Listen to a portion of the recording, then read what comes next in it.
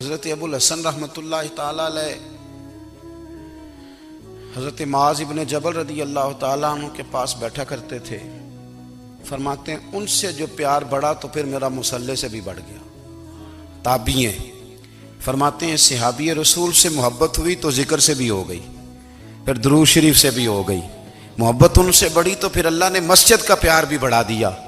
آپ فرماتے ہیں کہ میری ہر وقت طبیعت چاہتی تھی کہ بس اللہ اللہ کروں، بس اللہ اللہ کروں، بس نہ میں ذرا تھوڑی جان چھڑاؤں لوگوں سے، کو 10 منٹ ملے تو میں کچھ 4 نفل پڑھ لوں، میں تھوڑا سا نہ بچوں لوگوں سے، اور مجھے تسبیح ملے تو میں نہ کچھ 400-500 دفعہ استغفار پڑھوں، سبحان اللہ، الحمدللہ، اللہ اکبر، لا حول ولا قوت الا باللہ، میں نہ تسبیحات پڑھوں۔ فرماتے ہیں کہ بچے تھے گھر میں 6-7، غربت تھی، کام ملتا کوئی نہیں تھا، اور میں کام چور نہیں تھا، کام ڈھونڈتا تھا، پر اللہ کی قدرت کے کام نہیں ملتا تھا۔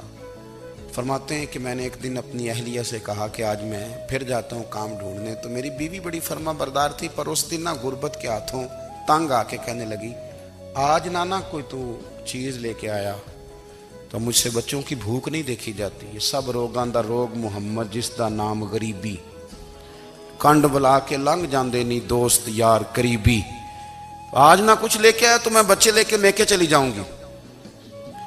شیخ فرماتے ہیں کہ میں بڑا پریشان گھر سے نکلا، پر میں نے صبح سے لے کے زور تک کام ڈھونڈا، کام ملا کوئی نہیں، تو میرے دل میں خیال آیا چلو کام نہیں ملتا تو اللہ اللہ تو کرے نا، چلو بندوں کی مزدوری نہیں ملتی تو رب کریم کی عبادت ہی کرتے ہیں۔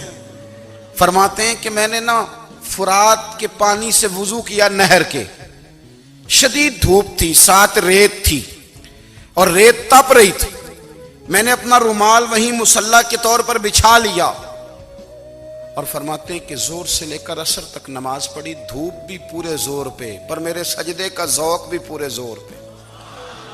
فرماتے ہیں سورج بھی چمک رہا ہے اور رب کی عبادت کا ذوق، فرماتے ہیں سورج بھی چمک رہا ہے اور رب کی عبادت کا ذوق بھی پورے زور پہ، میں سجدہ کروں تو پھر میرا اٹھانے کو جی نہ چاہے۔ میرے استاد لکھا کرتے تھے، یہ ان کا شعر ہے، وہ کہا کرتے تھے مجھے سوز دے، مجھے ساز دے، اور مجھے نیم شب کا نیاز دے، دم سجدہ خود کو میں توڑ دوں، مجھے ایسا ذوق نماز دے، اور میں تیری بہار کا پھول ہوں، میں کھلا بھی ہوں تو تیرے لیے، مجھے میری شاخ سے توڑ لے، مجھے اپنی زلف کا ناز دے۔ بھائی فرماتے ہیں کہ عصر تک میں نے نفل پڑھے، دل ڈھلنے لگا، عصر کی نماز پڑھی اور میں وہاں سے چلا۔ اب میں جب نکلنے لگا تو دل میں خیال آیا کہ چھوٹی چھوٹی دیواریں ہیں گھر کی، بغیر کچھ لیے جاؤں گا تو بیوی دور سے دیکھے گی تو شور کرے گی کہ پھر خالی ہاتھ آ گیا ہے۔ کہتے میں نے اپنی اسی رومال میں جس پہ میں نے نماز پڑھی تھی نا، رومال میں کی آخی دے پنجابی جو صافہ کہتے ہیں، اسی میں نا میں نے کچھ ریت بھر لی کہ وہ دور سے دیکھے گی تو سمجھے گی کچھ لے کے آیا ہے، چلو جا کے اسے بتا دوں گا کہ آج پھر مزدوری نہیں ملی۔ کہتے ہیں وہ ریت لے کر جب میں گھر میں گیا تو پہلے بیوی دروازے پہ کھڑی ہوتی تھی، پوچھتی تھی خالی ہاتھ آ گئے ہو؟ آج میں نے دیکھا تو ہے ہی کوئی نہیں۔ فرماتے ہیں میں اندر داخل ہوا، سلام لیے، کونے میں نے وہ رومال رکھ دیا اور میں نے آواز دی کہ بھلی مانس کہاں ہو؟ تو وہ کہنے لگی آپ منہ ہاتھ دھو لیں، میں روٹی لے کے آئی۔ میں نے کہا روٹی کہاں سے آ گئی؟ یہاں تو کئی دنوں کے فاقے، تو کئی دنوں کی غربت ہے، یہاں تو اس گھر میں تو فقیری ہے۔ فرماتے ہیں کہ وہ روٹی لے کے آئی اور اس وقت کی جو موجودہ نعمتیں تھیں، سمجھ لیں سلاد، اچار، ہر چیز ساتھ لائی۔ میں نے کہا کہ بچے کہاں گئے؟ کہنے لگی وہ کھانا کھا کے کھیلنے گئے، آپ کھانا کھا لیں آ جاتے۔ کھانا اس نے چن دیا۔ میں نے حیرت انگیز لہجے میں ساری نعمتیں اپنے دسترخوان پہ دیکھ کر کے بیوی سے پوچھا یہ کہاں سے آیا کھانا؟ بچوں کو تو نے کہاں سے کھانا کھلایا؟ یہ سارا کچھ کیسا ہے؟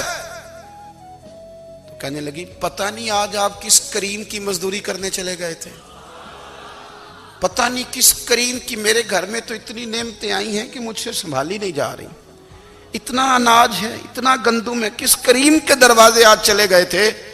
یہ کہتے کہتے وہ اٹھی اور اٹھ کر کے کہنے لگی پہلے ہی بڑا کچھ آیا تھا، اب کیا لے آئے ہو؟ اور جا کر کے نا اس نے وہ ریت والا رومال کھولا. کہنے لگے میں تو لے کے آیا تھا ریت، تو میرے رب نے اسے بھی سونے اور ہیرے بنا دیا تھا.